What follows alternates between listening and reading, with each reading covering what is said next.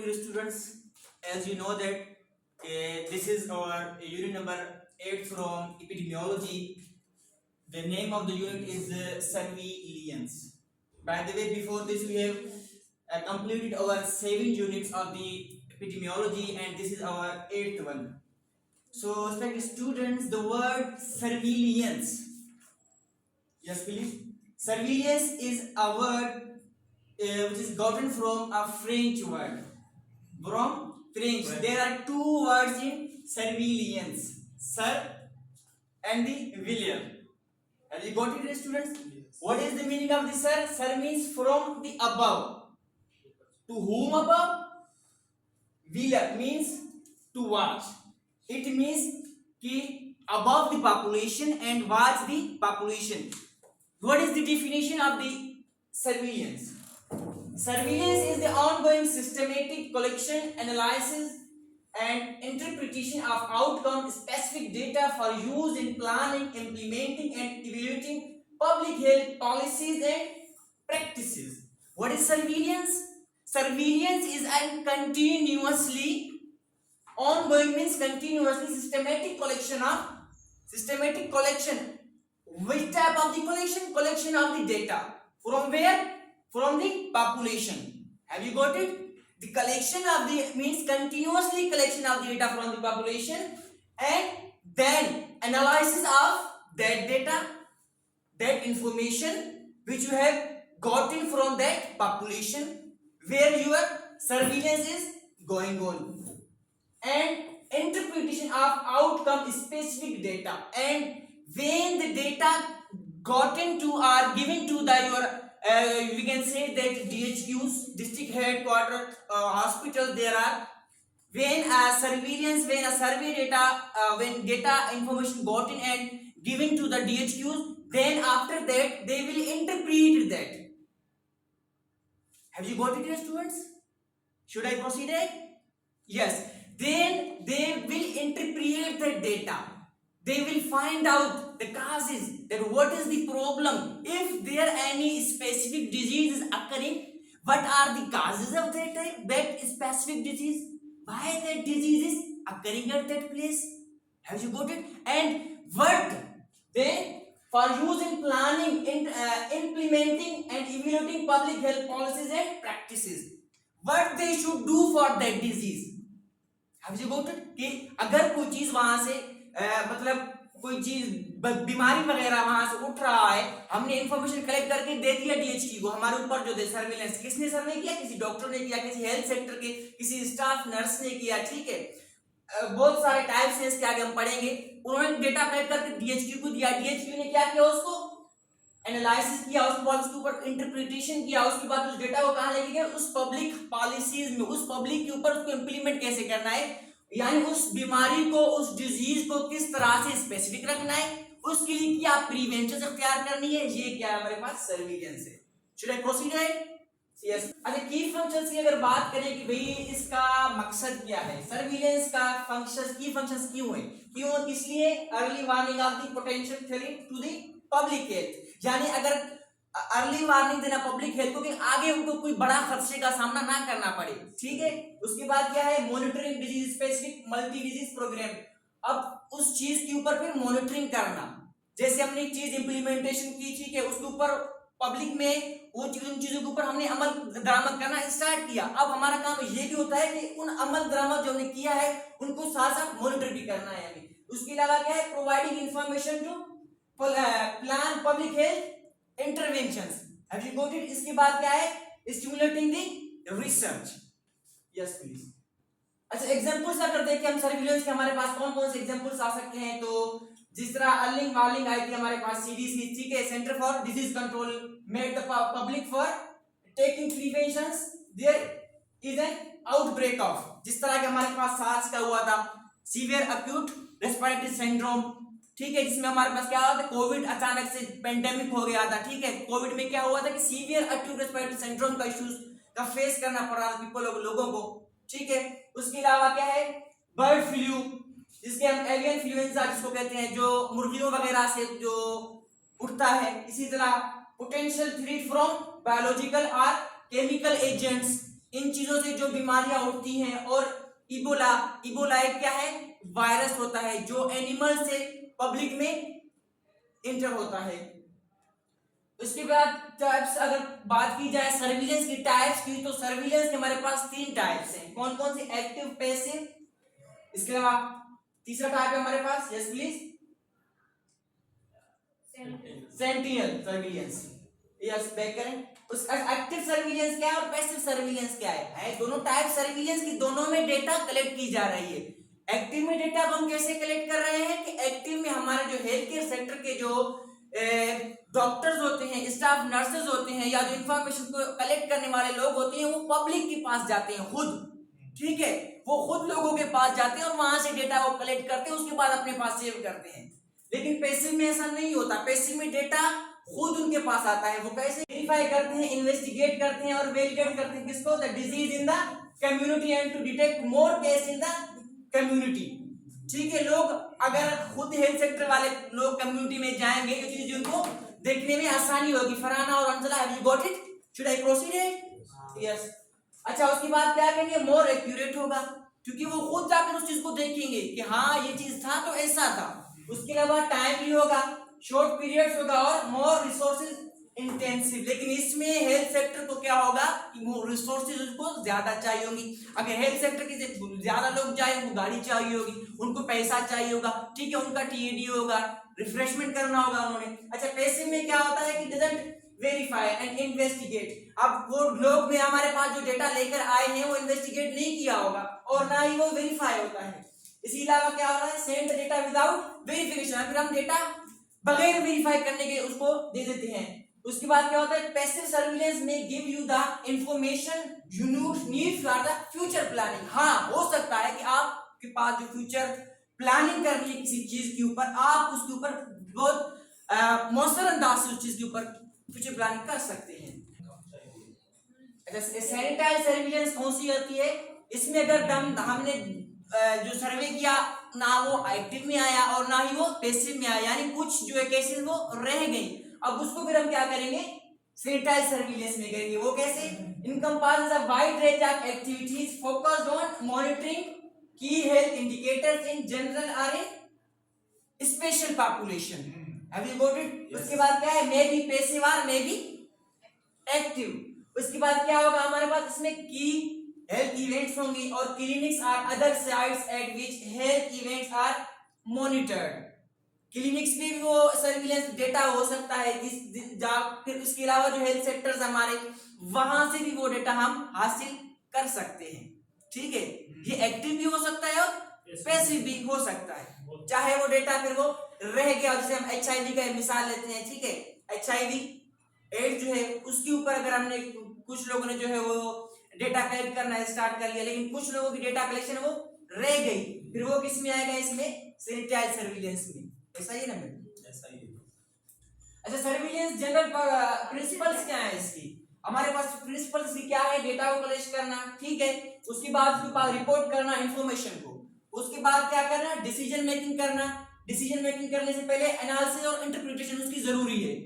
Have you got it? उसके बाद फिर उसको हम डिसीजन करेंगे, डिसीजन करने के बाद उसके बाद फीडबैक और एक्शन प्लान लेंगे, उसके बाद देखेंगे कि इसकी इवोल्यूशन कितनी आई हमारे पास। समझे? जी। नहीं समझे? अच्छा, डेटा हमने कलेक्ट किया, चाहे वो एक्टिव से किया, पैसिव से किया, कैसे भी डेटा कलेक्ट किया। अब उस डेटा को हम क्या करेंगे? रिपोर्ट करेंगे। कहाँ रिपोर्ट करेंगे? DHQ में, डिस्ट्रिक्ट हेडक्वार्टर हॉस्पिटल में। अब देखेंगे कि डिस्ट्रिक्ट हेडक्वार्टर वाले उसके साथ क्या करेंगे। अब वो उस डेटा को एनालाइज भी करेंगे और इंटरप्रिटेशन भी करेंगे वो खुद, ठीक है। ये चीजें करने के बाद वो डिसीजन लेंगे।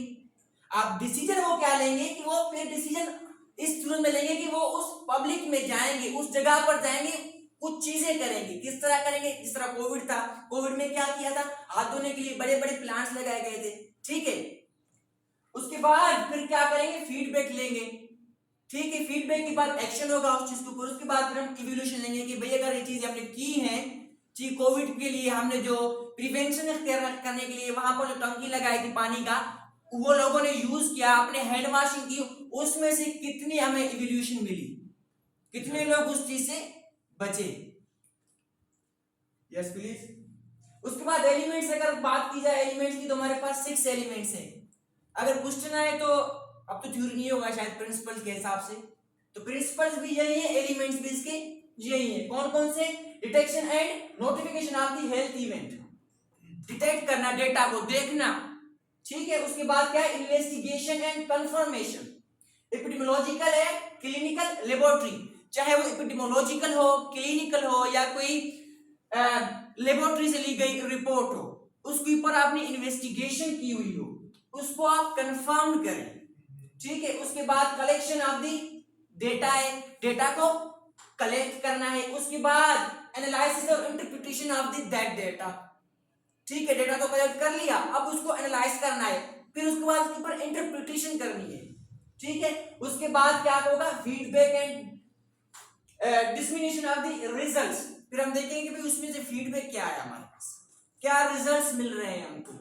उसके बाद हम देखेंगे response are linked to public health programs, specifically actions for prevention and control, फिर हम देखेंगे कि भाई हमें क्या रिस्पांस मिल रहा है, जो हमने प्रिवेंशन अख्तियार करने के लिए जो चीजें वहां पर जाकर के की थी, हमें उन चीजों से क्या रिजल्ट मिल रहा है, क्या फीडबैक मिल रहा है, हमें रिस्पांस क्या मिल रहा है उस चीज की। ये 6 की एलिमेंट्स हैं surveillance.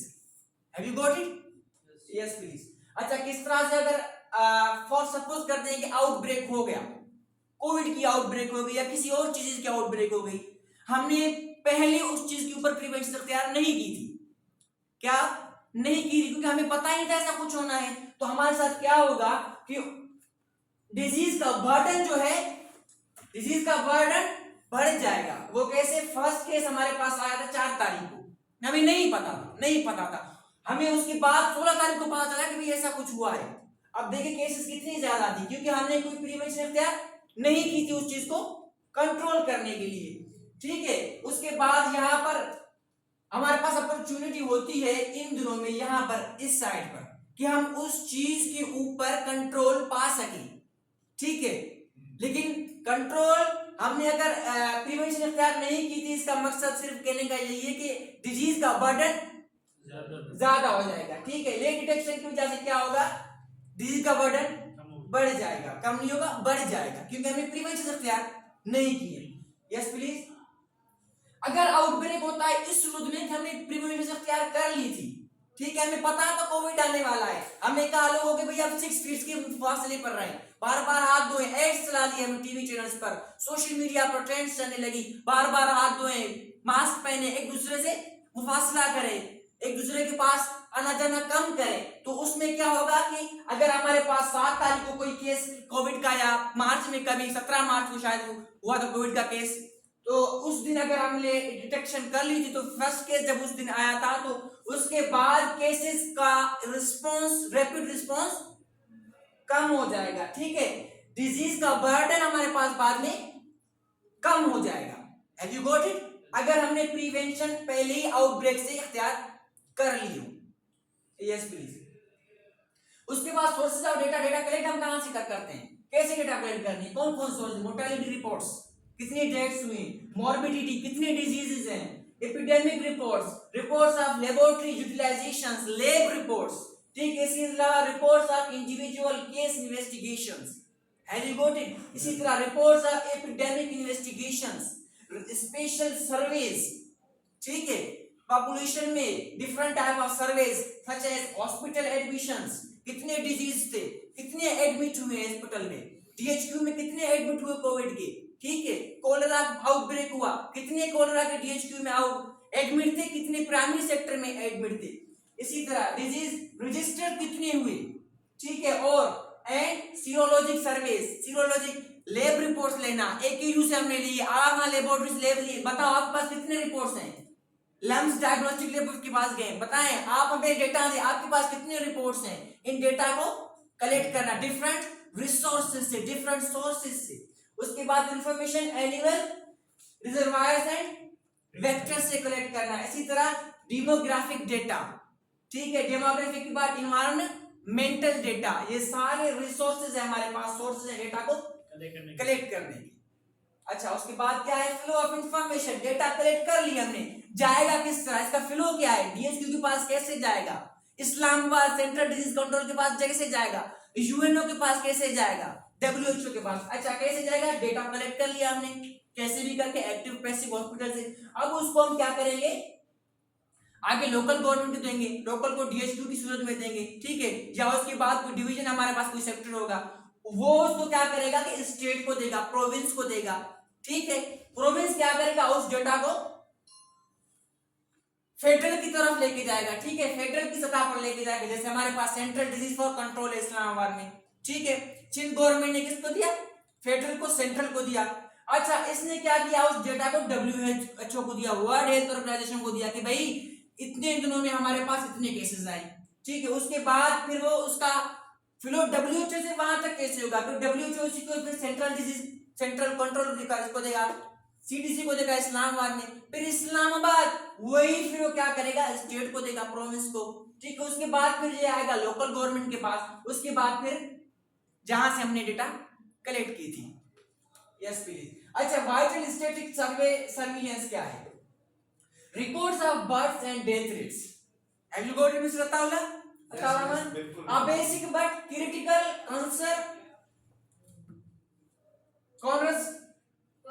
cornerstone of public health surveillance, ठीक है। उसके बाद क्या है, mortality data over past centuries show a decrease in rate of death due to infectious diseases.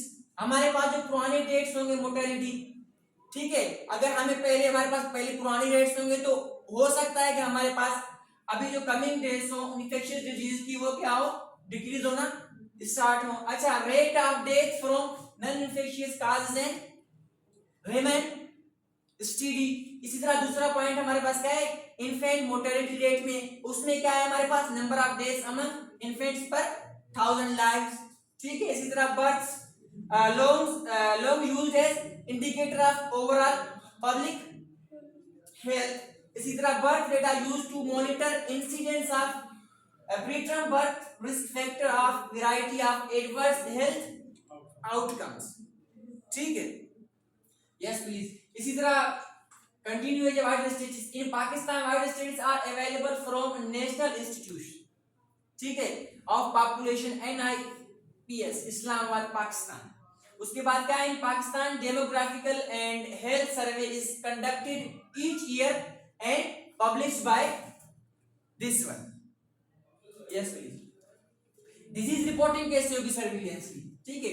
A structural approach to strengthen national communicable disease surveillance system conducted includes assessment होगी सबसे पहले उस चीज की, ठीक है। असेसमेंट के बाद क्या होगा, प्रियोरिटाइजेशन होगी, प्रियोरिटाइजेशन के बाद क्या होगा, स्वॉट analyzation of the existent disease, ठीक है। उस पार्ट से हमारे पास पहला क्या है, स्ट्रेंथ, दूसरा है हमारे पास वीकनेस, अपॉर्चुनिटीज ओ से, और टी से क्या है हमारे पास, थ्रेट्स, उस चीज की, इन चारों चीजों के एनालिसिस एंड एक्सिस्टिंग सिस्टम में।